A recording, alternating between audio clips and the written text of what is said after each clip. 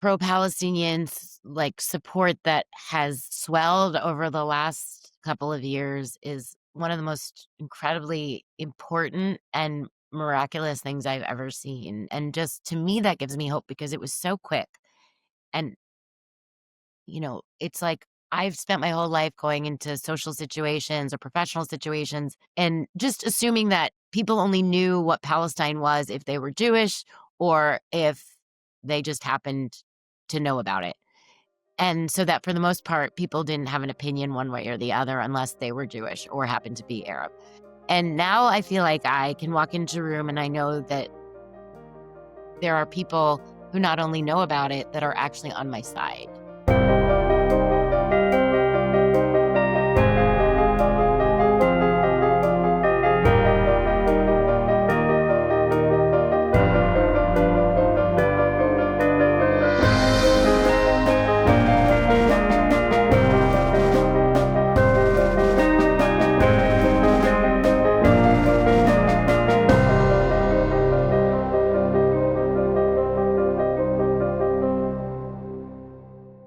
Hello, everyone. Welcome to Right of Resistance. I'm Kuros Charney.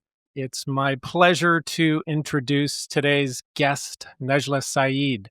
She's an actor, writer, and public speaker whose work takes on racial stereotyping, social inequality, and the complexities of the immigrant and second-generation experiences.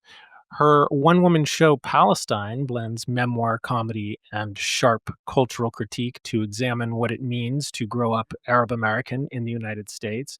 And she's become an important voice in conversations about representation, identity, and belonging, all of which she engages with humor, candor, and lived experience in her memoir, Looking for Palestine, Growing Up Confused in an Arab American Family. That family, of course, is one of the most intellectually influential families of the last half century, which is perhaps why on Instagram she humorously describes herself as a professional daughter.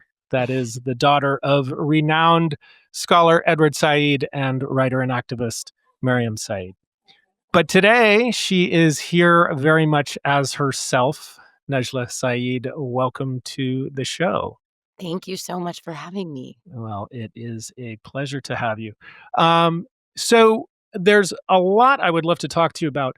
I thought we could start with the arts, and where you are today. When you think about your work today in this time, which with everything going on, as an artist who is, publicly Palestinian, what feels most urgent to express right now?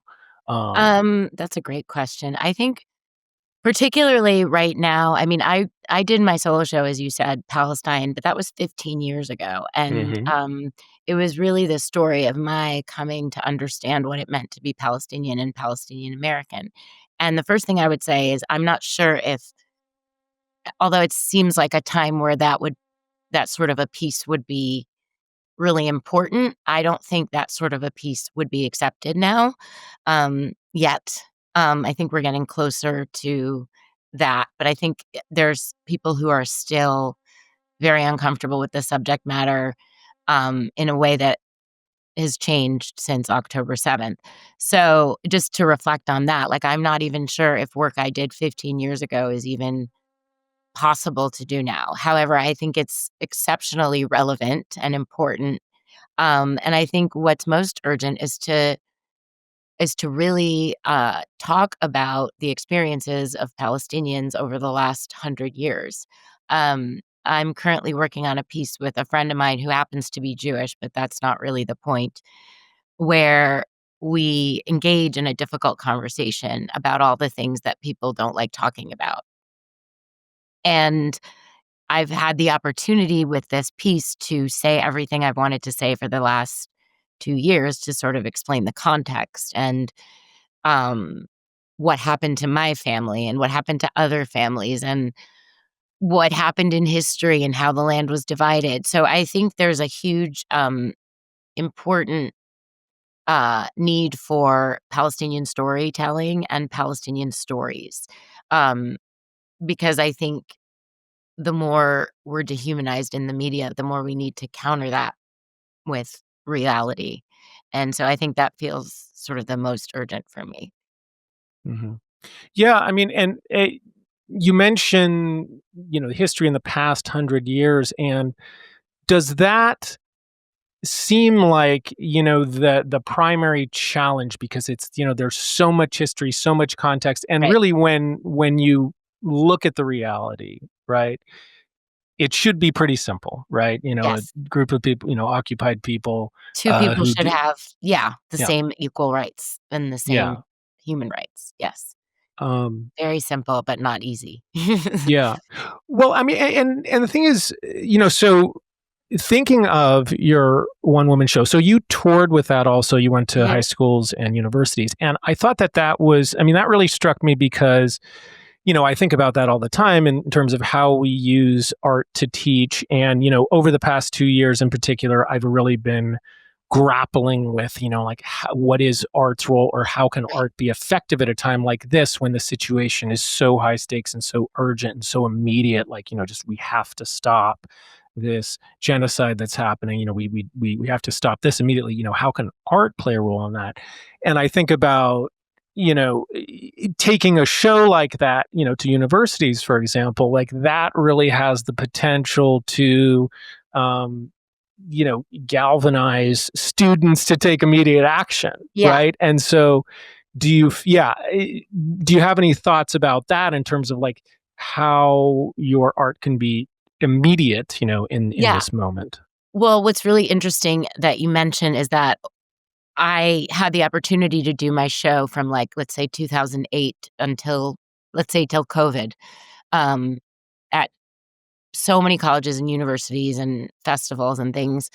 And what I saw over time, even that like 10 to 15-year period, was a complete change in the student body of who, in terms of who invited me. In the beginning, it was very much Palestinians or women's rights, women's studies groups.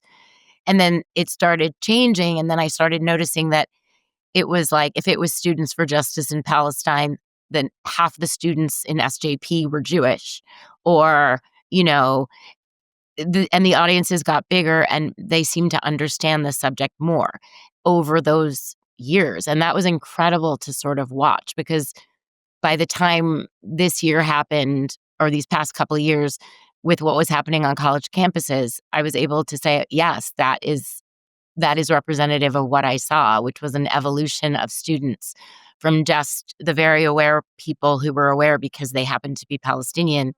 It evolved into this huge sort of conglomerate of students from every ethnicity, every religion, every race, and that was kind of amazing. So I think it does have an incredibly important role. And the piece that I mentioned that I'm working on now was originally meant to be sort of educational and done at a university, but with the students to teach them how to have conversations. But because of the rules at universities these days, we actually can't do it with the students. So we are taking it to the public. And I think from the experience of doing that over the past year and a half, what I've noticed is that audience members are so grateful because they need some way to express either their anger or their confusion or their fear or whatever it is. They need to hear someone else sort of articulate for them what they're feeling. And then at the end, we sometimes ask, what's one thing you can think you can do? Like in this overwhelming thing that we've just presented to you, this whole story with all these layers, what is one thing that you think you can do to make a difference? Um, and people feel very encouraged by just having to think of one thing they could possibly do. Whether it's like donate to a Gazan Mhm. family or write to your congressman or whatever it is, it's like just do one thing. Yeah. And I think there's something very powerful in the arts in general, but I think in live theater particularly because of the immediateness and the literal proximity you have with the performers. Um, so I think it's an incredible it's what I love to do with theater. Yeah, and I think that's so important. I mean, that point about sort of giving people something to do or giving them an idea of what they can do, because I think that feeling of helplessness, is what, adds, compounds people's grief. Um, can you say a little bit more though about why, you can't do a show like this at universities? I don't think that many people, or Sure. some people, fully realize kind of what types of restrictions, Yeah. exist now, or types of, either in, not just in academia, but any, cultural institutions. But Yeah. I mean, so in this piece in particular, and also in my solo show, we discuss Zionism. What is Mhm. Zionism? You can't talk about that at certain universities anymore because they have adopted um, a definition of Zionism or anti-Semitism that includes anti-Zionism in that. So even the simple exercise of not even questioning, but just asking, what is Zionism? And then going back and looking up who's founded the Zionist movement, what was it about, when did it start? You can't talk about that. So that's one thing. So when talking about this conflict, quote unquote, Mhm. um, we have to very carefully try not to do that. And in fact, the person I'm working with put all these words in her mouth as opposed to mine, because I'm the one who would get in more trouble. So when she's asking about Zionism, we we then go look at who are the Zionists and what was that movement about. And if we did that on let's say NYU campus, we would be in trouble. So these are the rules we're talking about. And if you work at this university, you would probably get fired. Mhm. So um we are able to do this on our own with members of the public, but I think it's really intended for younger people, and it's unfortunate that the climate at universities these days doesn't allow for honest and clear discussion of what's really kind of the story of our time in many ways. Mhm. Yeah, and that's really interesting. The point about, having, in this case, having your friend who's Jewish say some of the things that, you can't say. And we do that in art a lot, right? Is, which character, yeah, Yeah. gets to express what theme, or send what Mhm. message. Um, so yeah, do you feel, well, I guess I this raises a few questions I would Yeah. love to talk about. Well, first off, I think, from what I observe, it seems like one of the central challenges for Palestinians to advocate for themselves, and for, solidarity activists, allies, to advocate for Palestinians, is that you still have to center the feelings of Jewish Zionists. It's And you've talked about that a lot, and I think you talked about it recently on, Rania Khalek's, show. You had a great conversation on that. Yeah, can you just, has that do you feel like you have to do that more now? Do you feel like, because also I feel like since October 7th, liberal Zionism has come under more scrutiny. yeah. And was there a particular sort of way that you had to present the Palestinian experience before October 7th, which now even that way is not, acceptable? But I mean, do you know what I Yeah, mean? I It's like do, that and sort it's an of. interesting answer because so before October 7th and when I wrote my play, I was still I was young, a lot younger, obviously. I was Mhm. not super young, but I was in my 30s, and I was nervous, because in the play I spoke about apartheid and I said what Gaza was really like, and I spoke about my family, and it was very much um, me stepping into my own and being comfortable owning my Palestinianness because after my father died, people would start to interview me about it. And I had just up until that point been a sort of privileged New York person who, with a lot of white privilege because of the way I looked, who had never really had to grapple with it. And so in the years following 9/11, and then after my father's passing in 2003, I really had to grapple with it. And before I was ready to sort of do interviews about Palestine or my own Palestinianness, I really had to work on this piece of art because I really was nervous and scared. And so when I wrote the play, I very much, and I've spoken about this before, and it's poetic license, but I very much addressed the audience as if they were the Jewish people of New York that I grew up with. So generally Zionist, not really well informed about what's actually happening in Palestine, but also able to see that I'm a lot like them. So the whole beginning part of the play was me saying like, "Oh, I grew up like a Jew. I can speak Yiddish. I eat bagels on Sunday." This Mhm. whole shtick about identifying with Jewish culture. Um, and then throughout the piece, if I made a statement, I would immediately go to like I would I'm trying to think of the word. I would anticipate the reaction to what I said. If a Zionist Jew or someone I knew growing up heard that line from the play, I would anticipate what their reaction would be, and then the next line would be me addressing that concern. Mhm. So I sort of went out of my way to I don't like the word balance because that's not what it is, but to sort of make sure I covered all my bases. And you would think that now I would be more like that.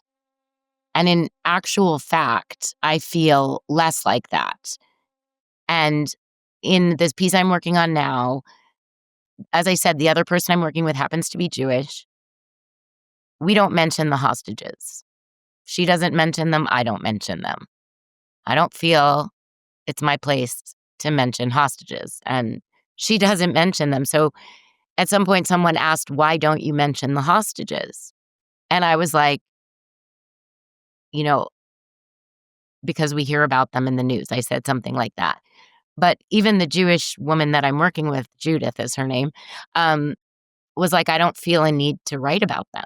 So I was sort of pleased that, you know, even now, I don't feel the need to make sure everyone likes me or to make sure that Jewish people are not uncomfortable or Zionists are not uncomfortable. I don't feel that's my responsibility anymore to make people feel comfortable. So, yes, I'm working with another person.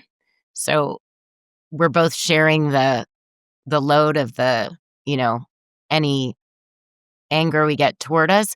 But at the same time, I'm much more um unconcerned with making sure everyone feels okay. And that I think is really important. And uh yeah. So even though it seems like it's a much more difficult time to do the type of work I do, I'm much more unapologetic about it.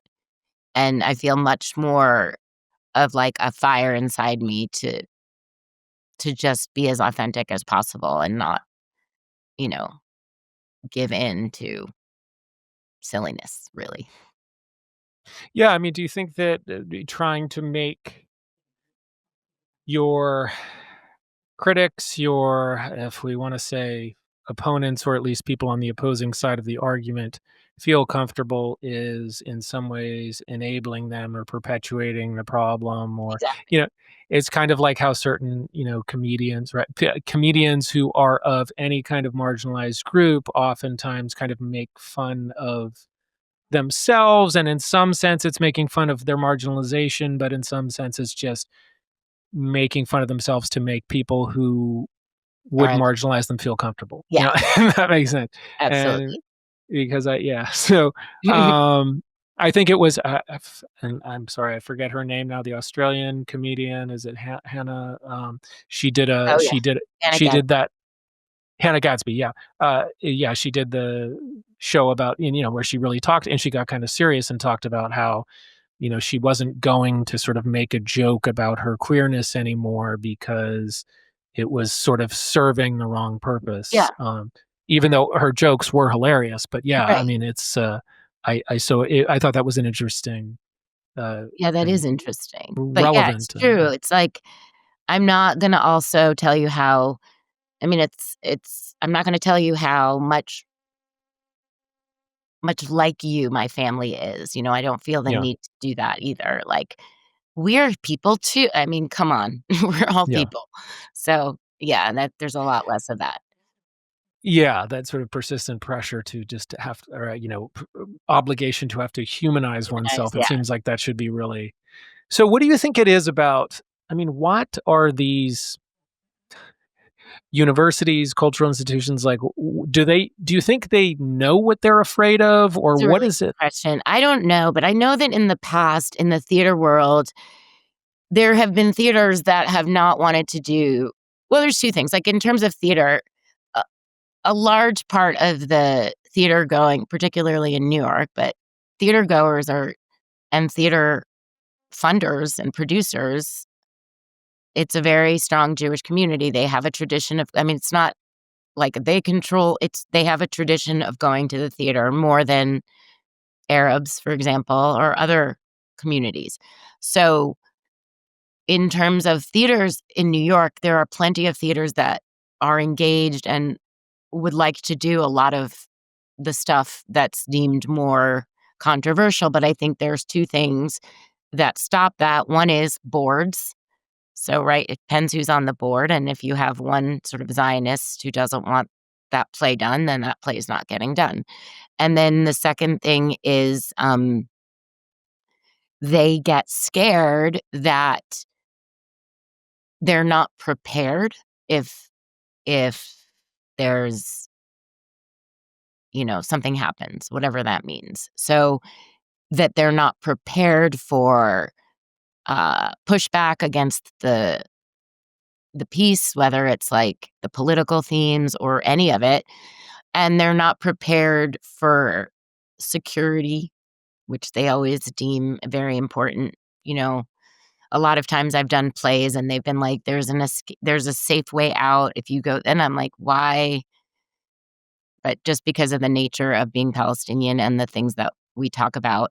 So, I think that's it. It's like, this is what people want to talk about, want to see things about, want to engage with, and yet we have sort of, uh, these institutions, at least the ones that I know, that are either afraid well, they're afraid to offend people, right? So and somehow that inherently means that something Arab or Palestinian will offend someone. It's really that. It's never really they're worried about the Palestinians being offended. Um, Right. and or the Arabs or whomever. Um, and then the fact that they're not prepared to host discussions, do talkbacks, or deal with anything that might come up, and that's really it. But a lot of times, it's simply just one person with a lot of power who vetoes um, any discussion because they're so threatened by the idea that people might wanna have a conversation about this. So do you think, any cultural institutions that are more sympathetic towards Palestinians, is there anything or just to, people in general, is there anything you'd like to see from them to, I mean, Yeah. beyond just sort of like trying to manage, Yeah, I this think situation? a couple of things would be to really I mean, in terms of you see a lot of this happening with film and cinema, like, really letting Palestinians represent themselves. I think in terms of what I do, in terms of theater, film, television, I think they make a relatively good effort to sort of audition people who are of the actual ethnicity. But I think better I think they that more trust needs to be given in to, the hands of actual Palestinian artists, right? So, someone like Mo Amer did an incredible job with his show and his comedy career, and he sort of proved just like that we can do anything and people will wanna watch it. And so I think more people like that need to be given opportunities. I think in terms of theater, more Palestinian playwrights need to be commissioned, um, done, performed. There's a lot of, as I said, there's a lot of plays that like to show both sides, which is fine. Or they'll have, like I'll do my play and they'll have someone Jewish do a solo show or someone Israeli. So it's balanced. And I think that, especially now when you see the unbelievable like swelling of popular support for Palestinian rights and for, outrage at the genocide, I think it would be really important if more Palestinians were given a chance to write, speak, and perform.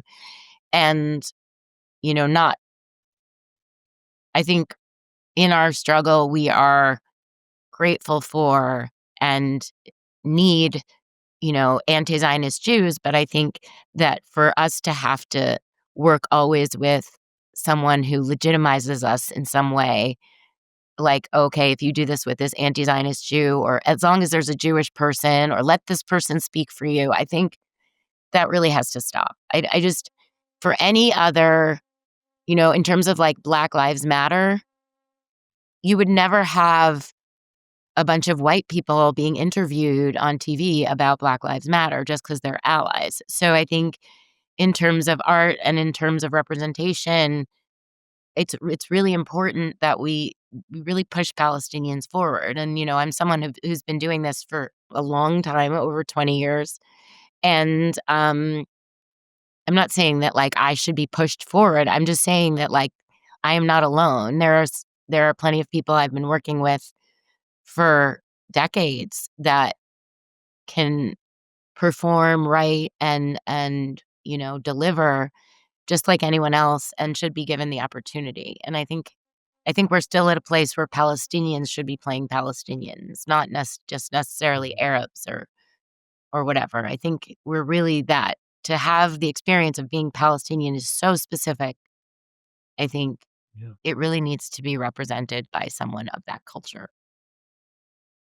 Yeah, absolutely. And in terms of, yes, having people speak for you, one of the things I think about a lot is this constant need, or this feeling of having to, you know, s- hold up, say, hey, this Israeli historian says it's a genocide. It's only valid, right, when the person, when a member of essentially the perpetrating group, Right. admits that. And I mean, what do you think about that? Because I mean, I understand the logic, I guess, from a sort of evidentiary kind of, convincing legal argument, Right.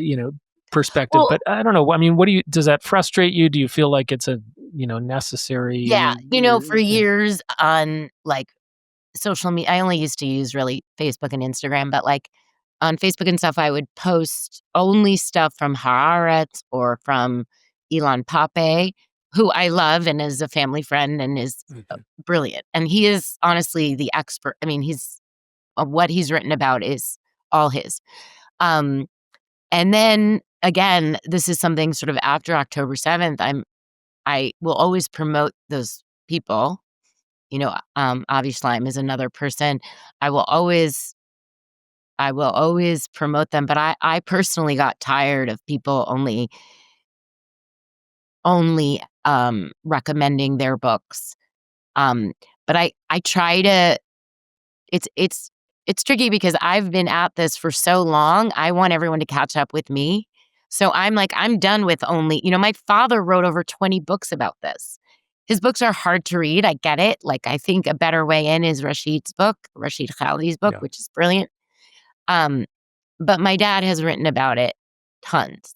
So I'm not sure why, um, when there are lists, or like Instagram reels with these are the books you should read, I think they should be on there, but not only them. And uh, I think, a lot of the people who've been speaking for us are not Palestinian in the media. And I appreciate what they've done, but I still feel frustrated because just because I'm not a pundit or I don't have a podcast doesn't mean I can't speak very articulately on these things.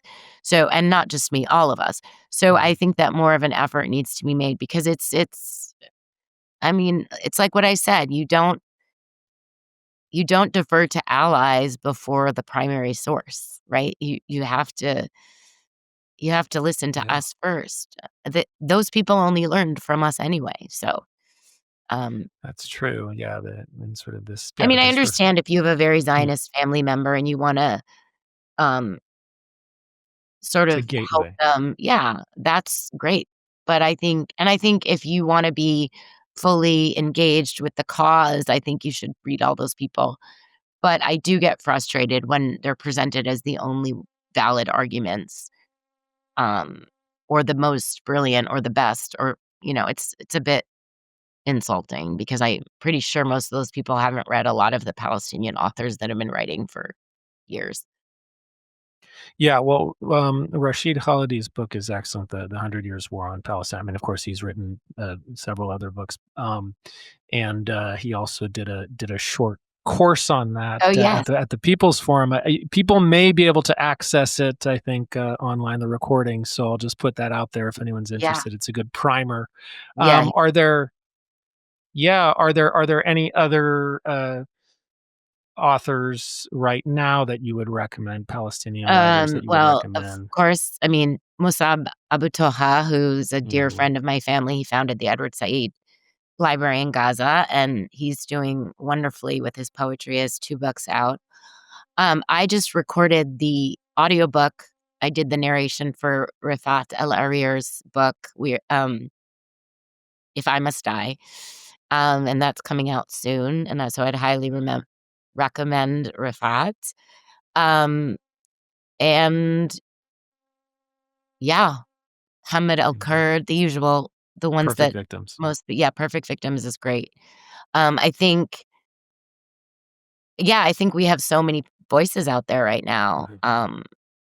and also, my brain is blanking, but That's fun.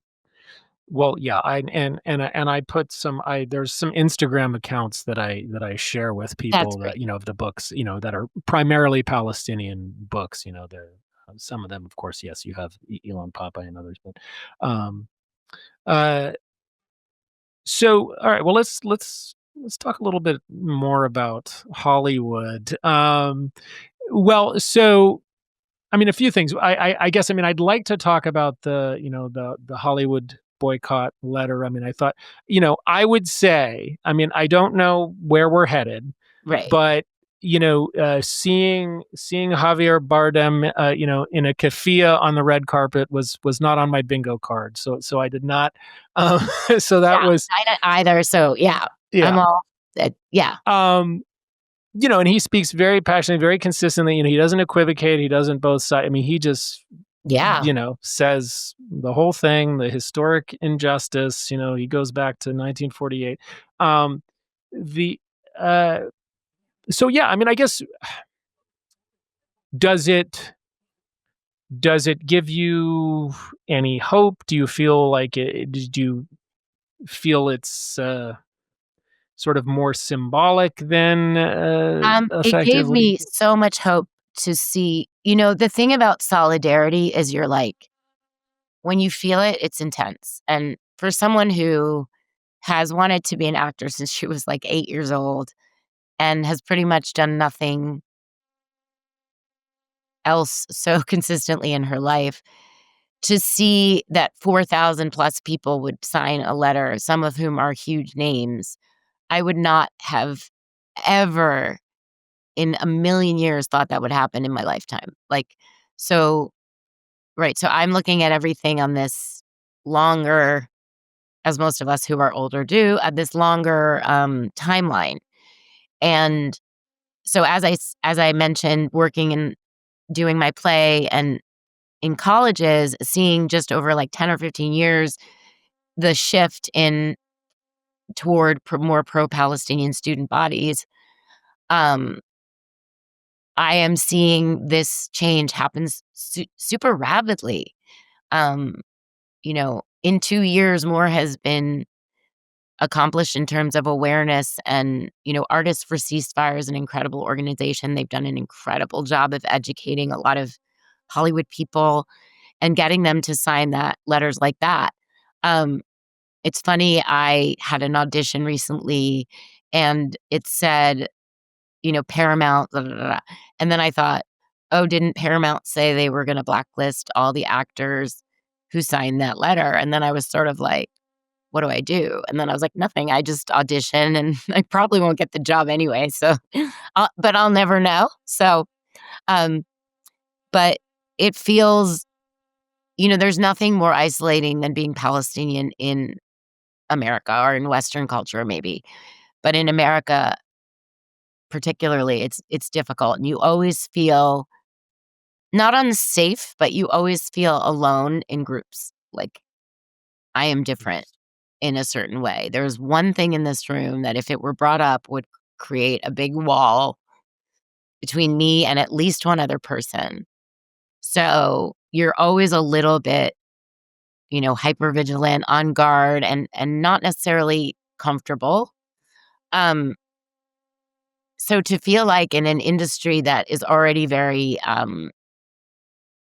lonesome and things feel very personal and they're very harsh, to feel like there are this many people who would sign a letter like that is overwhelming. Because, I mean, even just a couple of years ago, people thought the boycott was too extreme or too complicated, and it's not. And so, yeah, exactly what you're saying. Seeing keffiyehs on anyone to me is like, just today I was walking down the street and this older man was walking in front of me very slowly. And I edged my way around him and I noticed he was wearing a keffiyeh. And I was like, I just smile because it feels like someone will protect you if something happens. And so, yeah,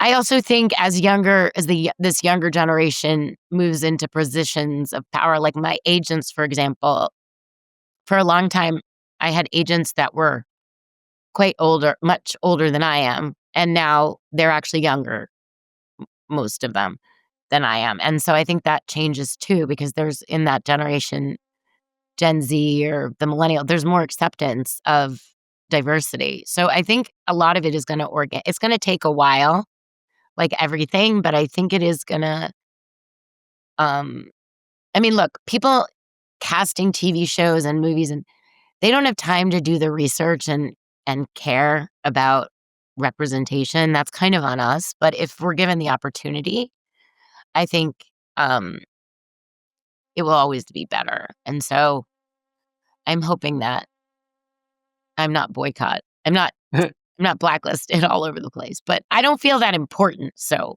someone would have to really, yeah. I mean, do you think Hollywood's gonna blacklist Emma Stone or Yeah, see, no, of course not. Yeah. I mean, it really, though shows you how fearless, Vanessa Redgrave was, back I in, was just when about to she say took that her. as well, because I've known Vanessa since I was a kid. Mhm. And up until recently, people would share that clip of her at the Oscars in the '70s and be like, she was insane. And now it's being reshared as if, wow, what a Yeah. hero. And she's a very intense person when she speaks. So all the more power in that statement. But yes, and she's still out there in her wheelchair protesting and everything. Yeah, I mean, it's incredible moral clarity. It's very rare. The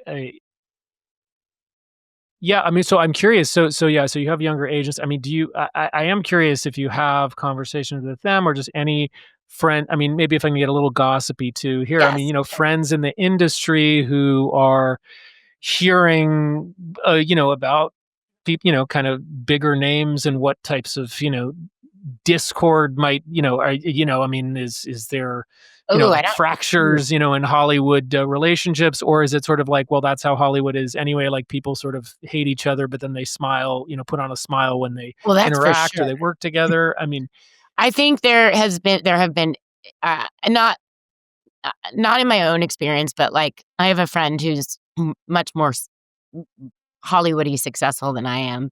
Um, and this person has mentioned to me that in the very beginning, he was nervous to post stuff, but he did, and that there was a lot of, because he's more connected in Hollywood, like, really actually in Hollywood. Um, there was some pushback from manager type people, agents, so it seemed to have come more from the suits than actual human to human. I personally Yeah. had a few falling outs with some people that, uh, I've known and worked with artistically for years, who claim to be for the people, but when it comes to Israel are not. So that was disappointing. But I don't know of a lot of like some. I think there is. I think there is more. I mean, from what I've heard, there's more like people on set who will say like, "I'm on your side quietly," kind of thing. Yeah. Um, I've heard a couple stories like that, but not like huge, you know, Yeah. blow ups or anything. Sure. Yeah, I'm just, I'm so impressed by some of the, Rachel Ziegler or, I know, and I think Jenna that Ortega. generation is just like, "No, this Yeah, is wrong." yeah, and there's this kind of, yeah, but there's this level of certainty. There's this level. It's almost like matter of fact. Yeah. Well, that's how I feel with the kids because 'cause they're like, "No, the whole media is controlled by Israel." And I'm like, "I Yeah. know." And they're like, "Yeah, everyone knows." And I'm like, "Okay." And then I feel like they're like, "No, we've got you." It's like, they just get it. And I'm like, Mhm. "Okay, great." Um, it's just this, I also, I very specifically grew up in New York City in a pretty Jewish neighborhood. Mhm. Um, Sure. so I am always surprised when people stand up for Palestine because I'm just like, "How can you aren't you worried that someone will get mad at you?" And they're like, "No." And I'm just like, "Oh, I don't really get that because I grew up in such a time in such a place where it was so dangerous." Like, it really was. So, um, yeah, I'm just amazed by young people. They're just like, yeah. I Yeah. don't know what it is about that generation, but good on them. Apparently it's TikTok. That's what it Oh, is. right, Yeah. TikTok. Duh, I forgot. um, that's why. Yeah, But I that's mean, why good there's. for them for being on TikTok then. Yeah. That's the thing. I mean, it's like if you're actually on. I mean, I'm not technically on TikTok, but of course I see a lot of it, Yeah, me through too. other platforms, and you see that it's not what I think their elders think it is, No. right? I mean, it is. No, I've even had friends who are, people I grew up with say to me that their daughter or son is being brainwashed by TikTok to hate Israel, and I'm like, Mhm. "Yeah, that's great." Um, uh, I mean, it's a little awkward for me, but I'm like, I don't yeah, let them figure it out for themselves, right. but, Yeah. no, I think it's there's a clip of my dad from right before he died, and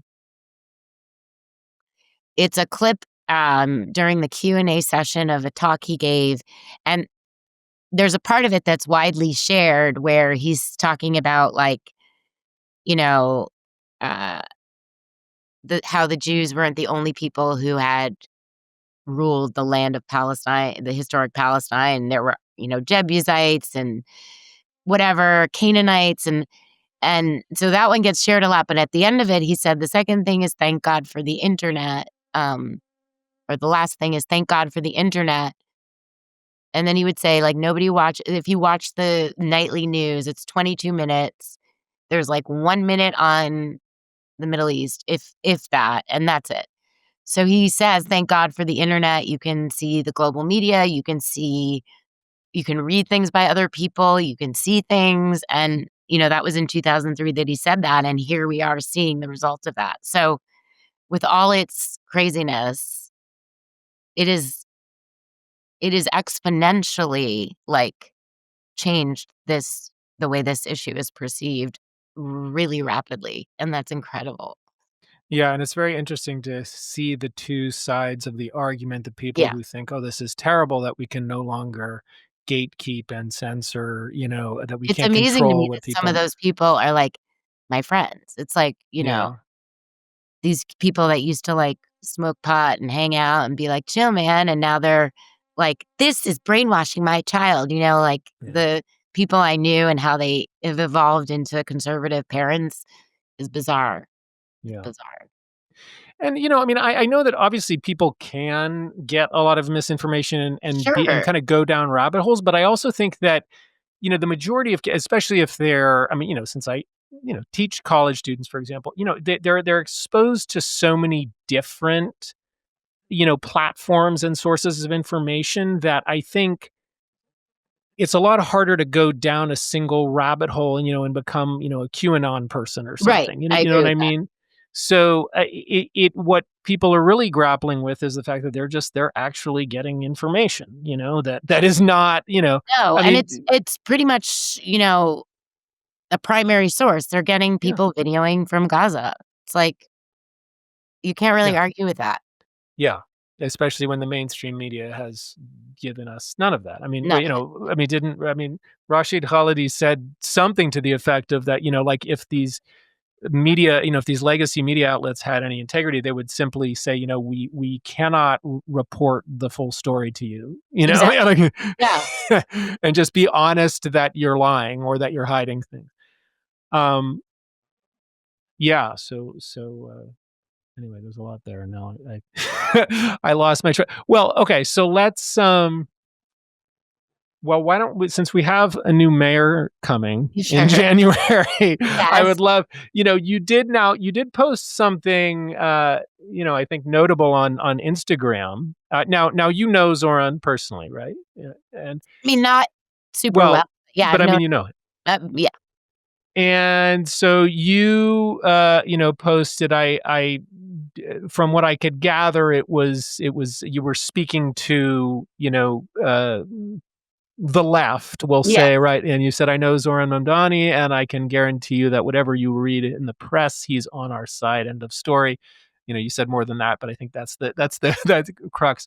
Um, so yeah, do you want to? Because I mean, yes, I have been following the sort of the fractures here, and this kind of, he's, you know, uh, placing all this, hope in him, and then yeah. people feeling like anytime he sort of finesses the situation or Exactly. maneuvers the situation, it's like, okay, he's selling out, he's abandoning us. So yeah, do you want to speak to that Well, issue? yes, I think it's okay, we're conflating so many things with Mhm. him. Okay, first of all, what I said was not as someone who ever put hope. I didn't care when Obama was elected. I was like, "Yay." I I never do this. I don't put hope in American politicians. Even when hope is his AOC, I brand. never cared about. I'm sorry, these are not people that I put my hope in. Totally There's a fine. difference between them and Zoran that I do know. Um, I happen to know that my father met Obama twice. He was not his student. I mean, he may have The taken a famous large class with my father, but it was not his student. My father never remembered teaching him. the famous Um, dinner photo. and they sat next to each other at a dinner, which I think every single one of us can say we have done at some point, whether at a wedding or at a fundraiser or something. So,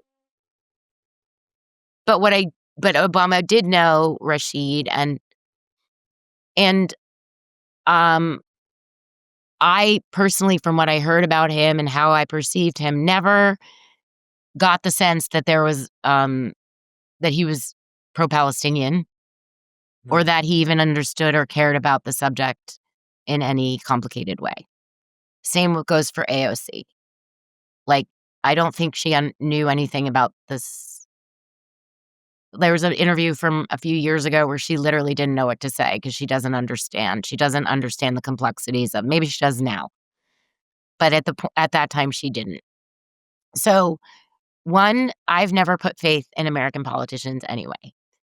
Zohran Mamdani is a Democrat. I am an independent. I've never been a Democrat. However, I know that this person, and there is evidence of it all over the place, in videos, and a conversation that I did with him and some other people 2 years ago is on YouTube. Um, I know that he has thought about this, that he understands this, and was personally insulted because both his father and mine taught post-colonial studies and basically were creators of this idea. So to have these younger lefty people who've just joined this movement like 2 years ago telling me what should be happening and how he should be and how he's not is ridiculous. So again, he's a Democrat within the system, and his job is to be the mayor of New York. So as far as I was concerned, people who were not from New York were weighing in on his politics. His his um his views on Israel and Palestine are moot. They don't matter for what he's doing. And personally, I and many people who are brilliant and know a lot besides me think that answering the question, Israel has a right to exist as a state with equal rights, is a brilliant answer that no one has thought of in 50 years. So good for him on figuring that out. But the people were coming back at me on Instagram with like, but he said Israel has a right to exist. That makes him a liberal Zionist. That doesn't make someone a liberal Zionist. That makes someone a politician who is trying to win an election and get ahead and get what he wants accomplished.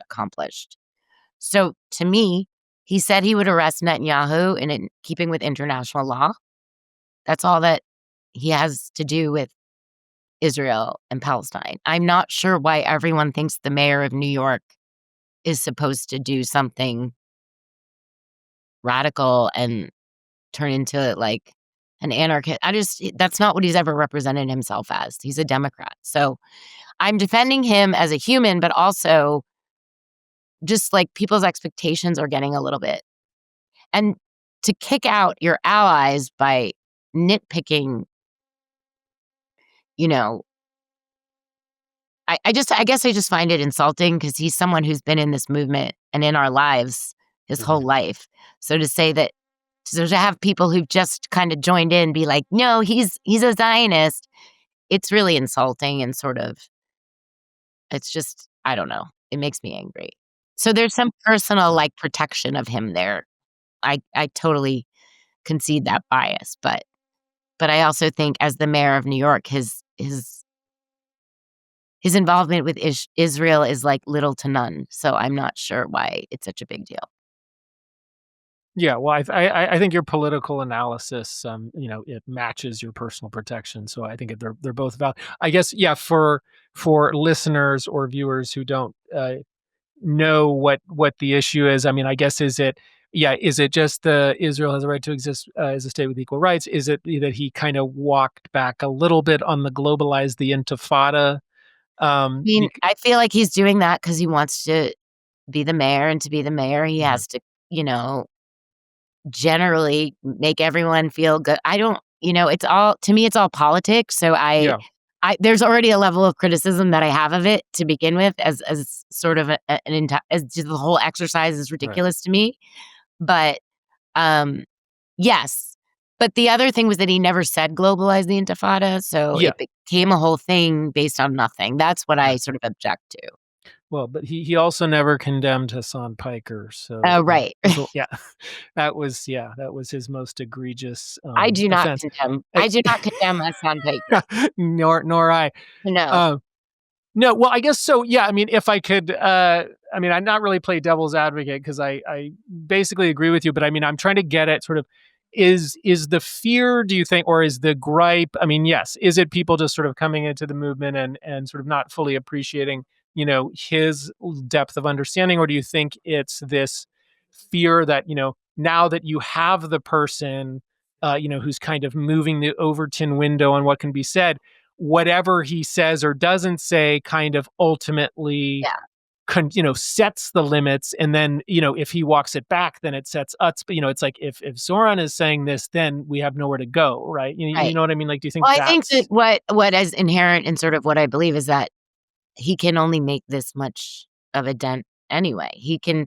So his election has moved us a little bit more to the left, and hopefully that will represent something I don't know how much he will be able to accomplish without having to concede to a lot of these people. As you know, he already Right. had a meeting with Trump, and a lot of people were mad about that. And I'm like, what is he supposed to do? He runs New York. That's the president of the country. Like some of these, yeah. So yeah, What um, did you can I ask, as yeah. a theater person, what did you Oh my think of god, it that was political theater? amazing. It was amazing, and I was saying, like, I totally get it because as sort of a brown person who grew up around wealthy white people, I know that way of just being sweet and humble and acting like, "Okay, great, nice, it's nice to meet you." Like, it's a very specific, like, immigrant person with a powerful white person. I can't really explain it, but it was wonderful to watch, wonderful, and I don't know, Trump is just something else. I don't know where that guy comes from. Yes, it's fascinating. I mean, and it got some great headlines, I'll tell you. I mean, the Times of Israel was like, he's like, he accuses US of funding Israeli genocide in front of, right in front of Trump. And, Yeah. you know, No, Trump doesn't know what those words mean maybe, but it was yeah. and then That's the fascist moment, he's like, "Go ahead," and he was like, yeah. "Okay, yeah, you're a fascist." I mean, yeah, I don't know what to make of it, but hey, if if it keeps, National Guard tanks out of, New York City, maybe That's what I care about, that's really. a I just do not want that happening here, so um, yeah, so yeah, it's hard to know what to make of any of this, but yeah, I'm we'll wait so wait and see. I'm so the worst person to talk about American politics because I just, like, don't I'm like, "I don't know, I'm not really in any party, I don't care, I Mhm. don't" So, it's been my whole life, like, my parents are so separated from that. Yeah.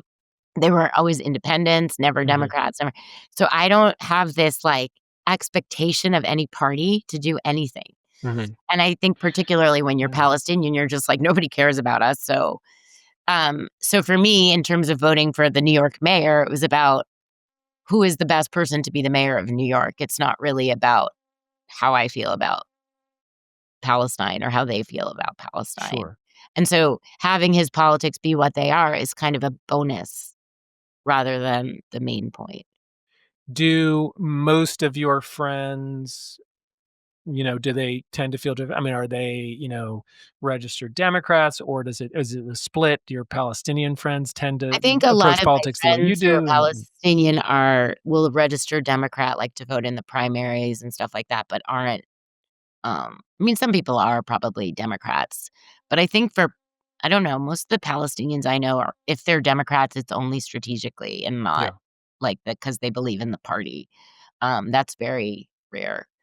Um, Yeah. my friends are they can see and this is not a new thing. I mean, there's always been being Palestinian or part of the pro-Palestine movement, and then there's been leftists. So, inherently our cause is a leftist cause, but that doesn't mean that we're necessarily all gonna nitpick everything everyone says and have a purity test about who's truly X, Y, or Z. I mean, there's certain things like Yeah. if someone's, progressive except for Palestine, that's totally unacceptable, of course. But there's also, you know,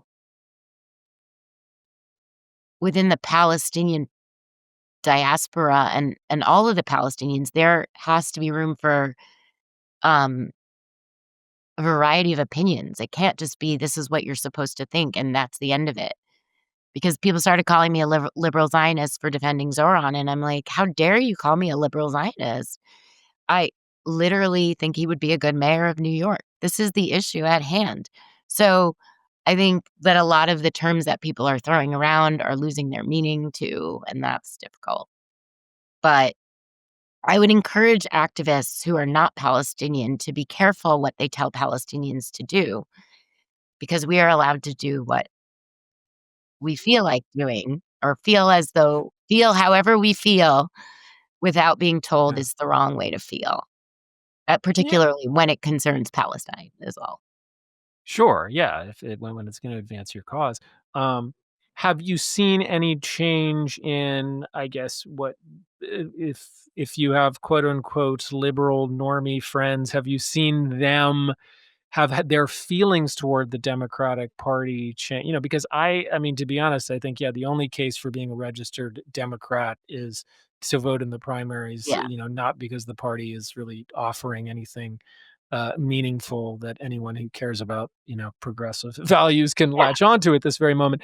Um, yeah, but because have you? I mean, because I feel like I hear more so in the left, basically in the left podcast space, this, Democrats, I mean, like, people who were traditionally Democrats are kind of disillusioned and losing, I mean, sort of I've seen losing that faith in. personally in some Yeah. people, but, it was like, okay, October 7th happened, the aftermath of October 7th happened, the genocide starts. Um, I have a lot of sort of normie friends, liberals, who learned a lot in that first year and were really angry about what's happening in Palestine and would read and were concerned and whatever. But then as soon as the election happened, they were like, Kamala, Kamala, Kamala. And so I was frustrated with that. But I have noticed, and these are more like friends that are acquaintances, people I've worked with, people I see on a daily. I have noticed um, perhaps more outspoken frustration with the party, but I don't know if it's I don't know if just I think at the end of the day, they're still Democrats. There's something that Mhm. they believe in that is is a part they believe in this party and its values and all these things, and they just need to get it back on track, which, Yeah. I don't know, that's not so radical to me. It's No. just kind of like, I think because when push comes to shove, then they all came out for Kamala, so I mean, not most of my friends, to be honest, but, like, Mhm. just sort of people I know who are not, you know, overly or not very far to the left, but are just sort of normal middle of the road left liberals. Can you Although I say know fewer sorry. and fewer of them, I have to say. No, fewer and fewer liberal, or there fewer of them are in your circle. Yeah. Can you say something to any Kamala supporters who might be listening about why? I mean, because I think that there's this notion, I mean, I know that there's this notion because I've witnessed it firsthand that, she was somehow going to be better on Gaza than Trump, even though she explicitly said she wasn't, she would never commit to an arms embargo no matter what. And then you find out in her book that she knew Netanyahu was a bad actor. He had no intention, if he wanted to keep the war going for years. He was doing everything that we knew that he was doing. It was his political survival and his, whatever messianic mission. Yeah.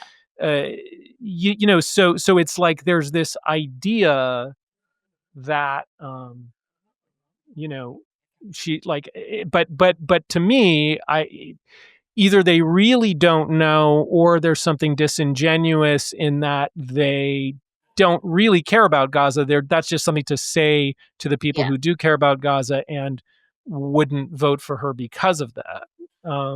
So now that I've led the witness here, do you have any? Do you want to say? Uh, well, I think that, Trump is not a good like, he's No, not a person yeah, that I would ever want for president by far, nor and I. he has caused so many other problems Yeah, as someone who doesn't make a lot of money and all sorts of other things, like, he's a disaster.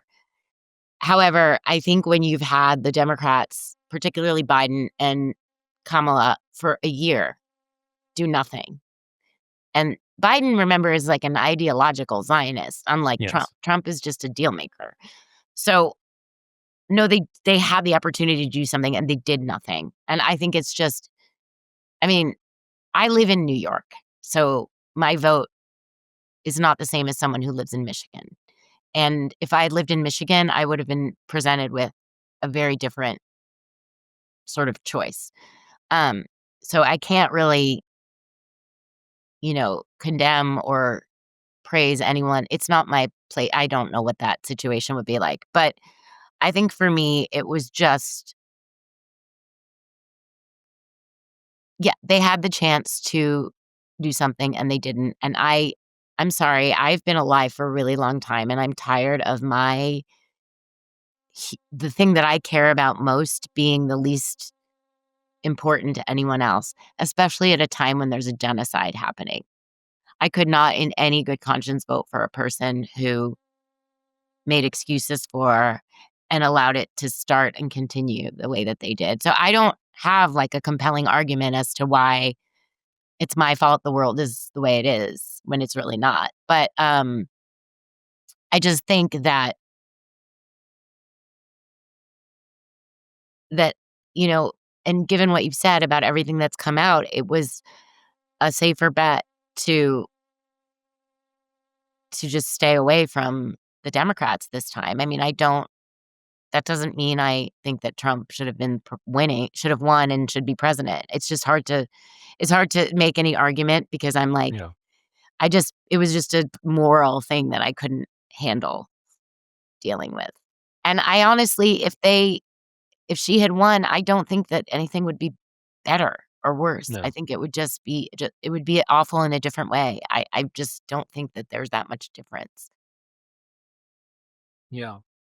I Do mean, in you terms of the Middle East, not here. Yeah, sure. Yeah, the here, I guess, is the, um maybe things would be different, but still a lot of people, because there are, people have many other grievances too, Yeah, of domestically, that course. aren't being addressed, weren't being addressed, uh, by Democrats. Uh, do you I don't know, do you worry now, I mean, with this quote unquote ceasefire, do you think, I mean, this is maybe more of a geopolitical question, but I mean, that it's being leveraged or going to be leveraged to essentially relieve, world leaders of any type of responsibility Yeah. to do anything? Do you think that there's not enough attention being paid to the West Bank? Do you think that, I mean, Yes, how I do think we all of those keep things I eyes? think I think that this ceasefire deal is so angering, and when I first heard about it, I was like, "How do we get out of it?" I asked my best friend, who's also Palestinian, she's like, "I don't think we can," and I was like, "This is a nightmare." It's the same sweeping under the rug, putting on a Band-Aid, not addressing the issue, and then we're basically rewarding Israel for perpetrating a genocide. I am so angry about this, like, I mean, on the one hand, I'm like, "Of course, this is what always happens," but on the other hand, I'm just livid because it's not I mean, it's not fair, like, I wanna scream it like a little kid, it's not fair, it's just and it's so I mean, every single time that you realize that your people or your ethnicity or race or whatever you wanna call it is the exception to every rule, it's like a punch in the gut every time, and it's just so no matter how much was shown, no matter how many doctors came back and said what they saw, no matter how many journalists were killed, no matter anything, no matter how many children were killed and how many people were operated on without anesthesia and all of these things that we saw, nobody is going to pay and nothing is going to change. It's just heartbreaking to a point of, like, I can't even think about it. Yeah, I mean, every mainstream media headline about Israel breaking the ceasefire and killing Palestinians, right? It says in a test of the ceasefire, right? Yes, And people, exactly, that's so exactly. uh, you And know, meanwhile, they haven't stopped bombing Lebanon at all for yeah, the last year, and yeah, nobody seems to care. yeah. Well, yeah. I mean, exactly. I mean, that's the other thing. Uh, okay. So, yeah. I mean, I think that. So I guess art is one way to keep people's eyes and minds on the subject, right? Right. Not to forget. I mean, because it's funny because I think about the oh well, the mainstream media is trying to sweep it under the rug, and then I'm like, well, wait a minute, they've been trying to do that the entire time Yes, anyway. I mean, in terms of like not not. I mean, it no, was they're a not talking war. about it at all. They're just Yeah, like, "Oh, this is done." right. This is done. Get over. I mean, but you hear it, at protests. People are like, "Oh, you got to ceasefire. Yeah, Stop I know complaining." exactly, and I'm like, "No, that's the worst part is it's like, what, should we wish that they went back to killing so that Yeah. people would notice?" Like, it's Yeah. such a terrible thing to have to even think about. Like, I don't wish that the genocide I mean, it hasn't really stopped, but I'm just saying, No. should they go back to killing on the level that they were for people to care? But I don't want all those people Yeah. to die, so I don't it's just very frustrating. They're still starving the population, right? I mean, they're Yes, still not letting so, I mean, that's what people need to know, right? That it's that, just because you're not seeing as many bombs dropping or, airstrikes, shooting, they're still killing them. exactly. Um, and yeah, so yes, it's a ceasefire in the sense that there's less actual fire being exchanged, but it's not, but, again, not zero, but less. But they're still creating conditions that where life is not sustainable. Yeah, exactly. Um, well, are there any areas where you feel particular hope or feel particular resistance happening either in artistic cultural space? Well, you mentioned, Mo Amer, right? Yeah. Um, but anything that I guess, yeah, that you look to that makes you, yeah, Yeah, I feel mean, a bit it's funny, I hopeful. constantly say this, but, like, the amount of pro-Palestinians, like, support that has swelled over the last couple of years is one of the most incredibly important and miraculous things I've ever seen, and just to me, that gives me hope because it was so quick, and, it's like I've spent my whole life going into social situations or professional situations and just assuming that people only knew what Palestine was if they were Jewish or if they just happened to know about it. And so that for the most part, people didn't have an opinion one way or the other unless they were Jewish or happened to be Arab. And now I feel like I can walk into a room and I know that there are people who not only know about it, that are actually on my side. And maybe it's not as overt and whatever, and they won't talk about it. But just knowing that there are that many more people wearing keffiyehs, there are that many more people making us feel like we're not alone, that gives me so much hope because I know as I just mentioned when talking about the ceasefire, we basically ended up in the same place we always end up. But this time we've brought along millions of new people who see reality and who want to fight for it. And I can't, my dad used to say that solidarity was the greatest form of love. And I think that that's true. Like, the more you surround and support and hold up Palestinians, whoever you are, the more we will be able to move forward. And I think that we're seeing that and it's just going to grow. And I think that that's incredible. And I think my dad would be overwhelmed and so excited about it. I also think he would be really excited about Zohran being mayor, to be honest, if anyone wants to know. Well, Um, you heard it here, Possibly right? so that he wouldn't have to follow laws, but I don't know. Is this the first place that you've mentioned that? Is that breaking news Yeah, that your that's father breaking w news. All My right. mom even said that he would be I mean, he knew him as a really little kid, and he really thought he was a wonderful kid, but also I think just in terms of what it represents, I mean, my dad came to America in the '50s. It's a lot of Yeah. change, and you have to see it as a step rather than, like, everything's gonna change and maybe that's the difference is that I have the perspective of years to see that, like, it's not gonna go like this. You just have to Mhm. take I know it's annoying, it's frustrating, you wanna burn it all down, but we have to have a plan for after, so Absolutely. Well, okay, leftists, you heard it here. Edward Said would be thrilled that Zoran is going to be mayor. Um, so, okay, a few things. Let us know, where people can find you on the internet and beyond. You've mentioned your show if you want to see anything more about that or anything you're working on. And if you want to point people to any particular causes that you would like them to support. I mean, in terms of, giving to any particular organizations and anything that you would like to recommend people to put their efforts Sure. I think toward. in terms of the internet, or social media, you can find me at Kitty Bubble, on Instagram, KITTYBUBBLE, don't ask. Mhm. Um, and I don't really use Twitter. I just read things and I'm horrified and terrified. So never mind Twitter. And so just, yeah, Instagram. And then I'm working on this piece called Imperfect Allies, Children of Opposite Sides. We're performing in Washington, D.C., December 11th through the 14th. I'll give you the information if you want to include it. Great. And yeah. Oh, and in terms of an organization, I always recommend people support MECA, Middle East Children's Alliance, which I'm sure you've heard of, and it's a great organization. And that's about all. Yeah, Mecca. I helped a little bit organizing the Chris Hedges Gabor Mate event they did Oh, in America. wow. I was Yeah, there. It was yeah, great. yeah. That was terrific. Okay, well, thank you so much, Najla, Thank for you. joining us.